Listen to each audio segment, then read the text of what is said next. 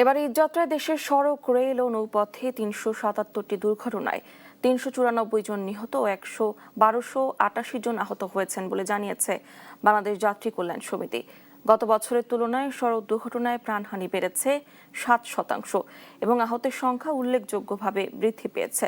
সোমবার রাজধানী ঢাকা রিপোর্টার্স ইউনিটিতে আয়োজিত সংবাদ সম্মেলনে সংগঠনের মহাসচিব মোজাম্মেল হক চৌধুরী জানান, ১৪ মার্চ থেকে ২৮ মার্চ পর্যন্ত ১৫ দিনে সড়কপথে ৩৪৬টি দুর্ঘটনায় ৩৫১ জন নিহত এবং ১০৪৬ জন আহত হয়েছেন।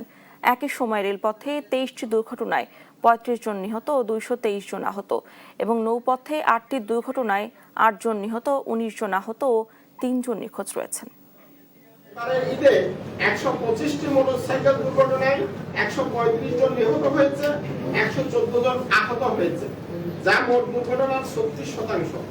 একই সময়ে সড়কে দুর্ঘটনায় আক্রান্ত ৭১ জন চালক, ৫৫ জন শিশু, ৫৪ জন পথচারী, ৫১ জন নারী, ৪২ জন শিক্ষার্থী, ১০ জন পরিবহন শ্রমিক, ৪ জন আইন শৃঙ্খলা রক্ষাকারী বাহিনীর সদস্য, ৭ জন শিক্ষক,